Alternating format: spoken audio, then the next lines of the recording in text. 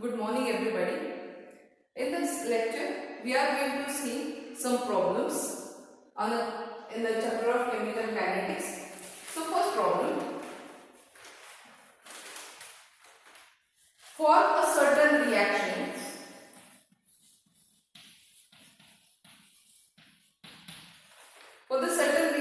at a first order, half-life period is 50 minutes. How long will it take for the reaction to complete 80%? So here the T half for the reaction is given. The T half is nothing but 50 minutes. Now this is the T half, that means half of the reactant or the initial concentration of the reactant will be consumed in the 50 minutes. Therefore, if I consider the initial concentration is 100, therefore at T half X is equal to 50. The reactant concentration is 50. Therefore, the reactant concentration left unreacted will be obviously 50 here. Right? Now, as I know T half, therefore, this reaction is a first order reaction. So, from T half, we can calculate the value of a rate constant. The relation between the rate constant for first order and T half is T half is equal to 0.693 divided by K1. This is what is the relation. Therefore, we know T half. We want to calculate K1. Therefore, K1 is equal to 0.693 divided by value of T half 50 minutes. So, this is equal to 8.6625 into 10 to the power minus 3 per minute. This is the value of K1. Now we have asked the time which is required to complete the 80% of reaction. Now we know the value of the rate constant, and from that we can calculate the time required to complete 80% of reaction. Now again I consider that A is equal to 100 and the reaction is completed to 80%, that means X is equal to 80, the amount of the reactant reacted. Therefore, what is left? The concentration of the reactant left unused is or unreacted is, that is nothing but 20%. Now I know the value of K1, that is the rate constant I know. Therefore, we can calculate the time. The rate expression for the first order is K1 is equal to 2.303 divided by T into log of A divided by A minus X. This is the expression. We want to calculate T. So, I will rearrange this equation for T. T is equal to 2.303 divided by K1 into log of A divided by A minus X. So, substituting the values. So 2.303 divided by value of K1 is 8.66 into 10 to the power minus 3 log of A is nothing but 100 divided by 20. So this is equal to 2.303 divided by 8.6625 into 10 to the power minus 3. This is nothing but log 5. And therefore T is equal to 185 minutes. This much time will be required to complete 80% of the reaction. Now the next problem. Show that in case of the all unimolecular reaction, the time required for 75% of the reaction takes place is 2 times that of required for the half of the reaction takes place. That means that here what we have asked is, in this problem we have asked to show that T of, that means the time required to complete 75% of reaction is twice the time required to complete 50% of reaction.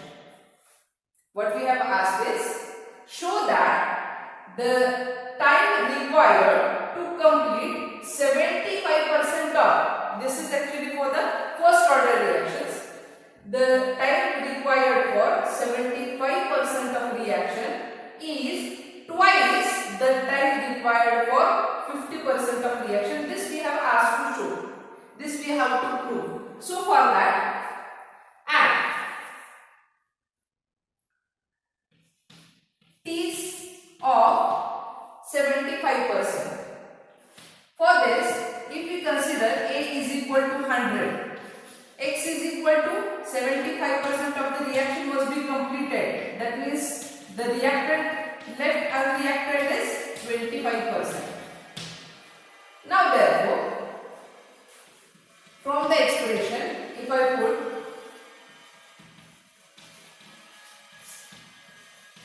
now as this I am doing for 75% of the reaction completed, therefore the time I have substituted with time required for 75% of reaction into log of A divided by A minus X. So K1 is equal to 2.303 time required for 75% into log of A is 100 and A minus X is 25. So K1 is equal to 2.303. Let's do one thing. Let's rearrange this equation for T. So T of 75% is equal to 2.303 divided by K1 into log of, this is nothing but 4, so log of 4. Let this be equation number 1. Now, similar equation we are going to obtain for the time required for the 50%. Therefore, let's first see that when A is equal to 100 and 50% complete reaction means X is equal to 50. Therefore, A minus X is equal to again 50. So, similar equation we are going to obtain. T for 50% is equal to 2.303 divided by K1. Now here K1 will be same because the reaction is same and the initial concentrations are also same. Therefore, the value of K1 here will be same into log of A divided by A minus X. A is 100, A minus X is 50. Therefore, what this equation becomes? 2.303 divided by K1 into log of 2. So, this is equation number 2. Now, what we are going to do is divide the equation number 1 by 2.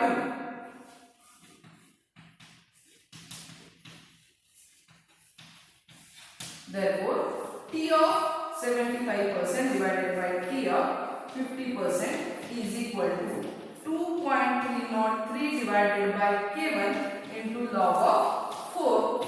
That is equation number 1 divided by 2.303 divided by K1 into log of 2. This is the equation number 2. So this is exactly the same. This get cancelled and this is 2. So what we have got is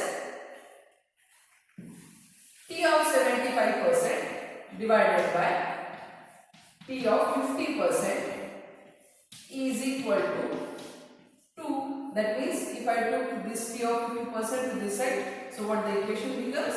T of 75% is equal to 2 into T of 50%. And this is what we have asked to show. So, for any first order reaction, the time required to complete 75% of the reaction is twice of the time required for the 50% completion of the reaction. Next problem. A second order reaction. Now this is the problem which is related to the second order reaction. A second order reaction where the case is A is equal to B. That means here we have given the second order reaction where the two reactants are different but the equal initial concentration is there. A second order reaction where A is equal to B is 45% completed in a 10 minutes. So T 10 minutes and X, how much of the reaction is completed? 45%. Therefore A we will take it as 100. How long will it take for the reaction to go to the 80% of completion? Now from this we can calculate the amount of the reactant unreacted, that is 55% will be unreacted. So from this data you can calculate the rate constant. The integrated rate equation for second order is K2 is equal to 1 upon A into T into X divided by A minus X. This is what is the equation. Let's substitute the values. A is 100. We know the time, 10 minutes, into X. X is 45 divided by 55. So, K2 is 8.181 into 10 to the power minus 4 per concentration per time. This is the unit of K2. That is liter per mole per time. Here we know the time, it is in minutes. So we will write per concentration per minute. Now we know the value of K. Now we will calculate the time required to complete the reaction 80%. Again here we will consider A is equal to 100, X is therefore 80. Therefore A minus X is 100 minus 80, that means 20. Let's write the equation 1 upon A2 into X divided by A minus X. As we need this equation for T, therefore let's formulate this equation for T. T is equal to 1 upon AK2 into X divided by A minus X. Let's substitute the values. 1 upon A is 100, K. K2 values 8.181 into 10 to the power minus 4 into X is 80 and A minus X is 20. So this is simply 4 divided by, I took this 10 to the power minus 4 to the numerator, so it will become plus. So 4 into 10 to the power plus 4 divided by 100 into 8.181. So this is equal to 48.89 minutes. So this much time it will require to complete 80% of the reaction.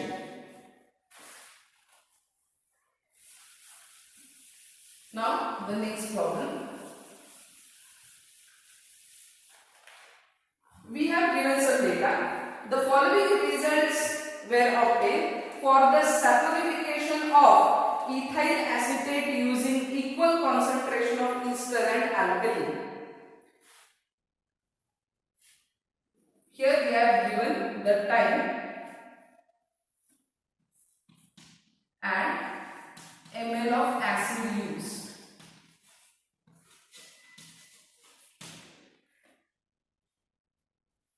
Therefore, time at time 0, the acid used is 47.65. Now, next at the time 4.89 minutes, the time is given in minutes. The acid used is 38.92. Next, the time is 10.07 minutes.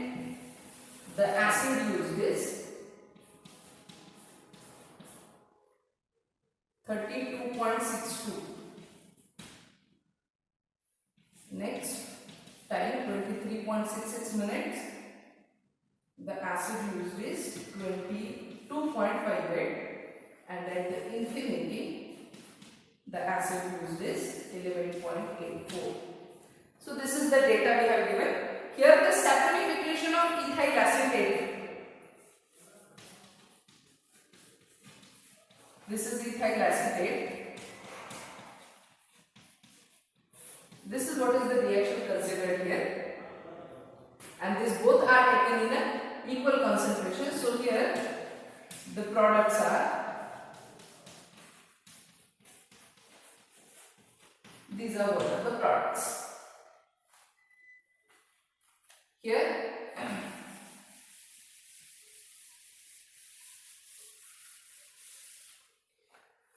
this is what is the reaction is happening, and here the NaOH. Now in this reaction, how this reaction is followed? When these two are mixed, these are the products which are recovered. Now the alkali which is used here, it is measured. How much of the alkali is left unused at the different time noted here, and to see whatever the amount of alkali is unused, for that acid is used. That means acid will react with the unreacted your alkali and these readings will be coming. So here the reaction that is done is the acetate ester here is reacted with the alkali, and for this reaction the unreacted alkali is encountered. Unreacted alkali is measured with the help of the titration with the acid. That means the acid that is used, that shows the amount of the alkali which left unused. Here we have given ml of acid used. That means that these readings that you get, what they are showing? They are showing the amount of the alkali left unreacted. So at 0 time, none of the alkali is used, hence this is the initial concentration of the sodium hydroxide taken or alkali taken. At specific some time, some of will react and this much amount is unreacted. Therefore, this is the value of A and these are the values of A minus X. This is A and all these are the values of A minus X at the different time intervals. Therefore, what we have asked is show that this reaction is a second order reaction. Basically here two reactants are there and both are taken in an equal concentration, hence A is equal to B here. Therefore, and we have asked that show that this reaction is a second order, that means we will use this equation 1 K2 is equal to 1 upon 80 into X divided by A minus X. This equation we will use, and by using this equation we will calculate the value of the rate constant at every time interval, and if the values of K2 that we will calculate are nearly constant, then only we can say that this reaction is a second order reaction. So let's calculate the values of K2 for every time interval. We will start with this time interval. Here the time is 0. So we will start from here. T is equal to 4.89 minutes. The value of A is 47.65. Value of A minus X, this is unreacted alkali, that means A minus X is equal to 38.92 ml. This is the value of A, this is the value of A minus X. But we require the value of X also. So how you will calculate X? A minus X is equal to 38.92. Therefore, X is equal to 47.65 minus 38.92. This comes out to be, this is equal to 8.73.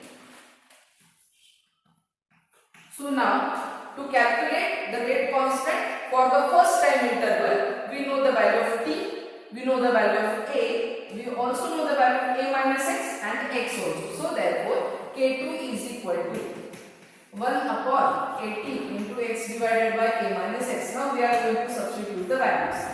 1 upon A is 47.65 into T is 4.89 into X. X is 8.73 and A minus X is 38.92. So this is equal to, the value here is 9.62 into 10 to the power minus 4 per mole liter per minute. So this is the value of first rate constant for this time interval we have calculated. Now let's calculate for next. So I write the value of K2 also here.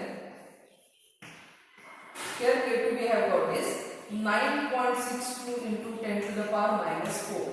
Now the next.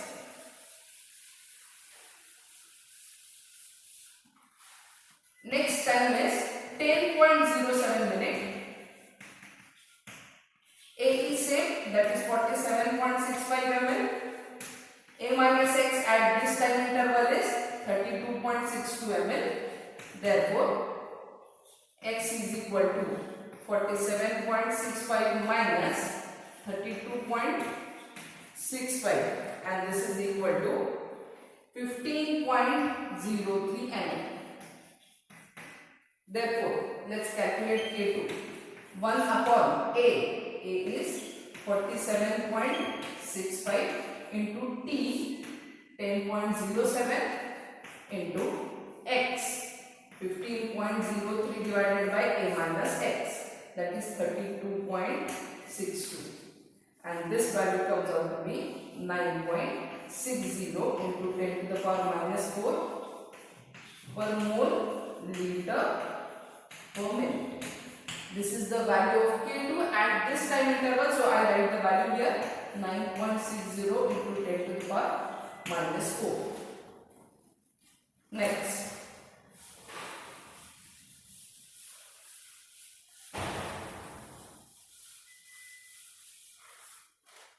so these two values we have got. We can calculate one more where T is 23.66 minutes. A same 47.65 ml. A minus x here is 22.58 and x therefore is equal to 47.65 minus 22.58, and this is equal to, the value here is 25.07 ml. Therefore, K2 is equal to, I'll substitute the value directly, 1 upon 47.65 into 23.66 into x. X here is 25.07 divided by A minus x 22.58, and the value of the rate constant here is 9.83 into 10 to the power minus 4 per mole liter per minute. So this is the value of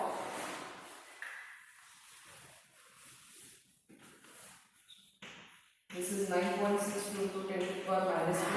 This is 9.60 into 10 to the power minus 4, and this is 9.83 into 10 to the power minus 4. So these are the values of the rate constant for second order reaction, and the values that we have got, these are nearly constant. This shows that the given reaction is a second order reaction. So from data we can calculate the values of K2. So one of the method we had seen to determine the order, that is the integrated rate equation method. This integrated rate equation method here, this type of the method is applied. That means the equation, the rate equations are taken, and in them the values of x or A minus x or A are substituted and the values of rate constant are calculated. If these rate constants calculated are nearly constant, therefore the ordered equation that you have used, that is the definite order of the given reaction.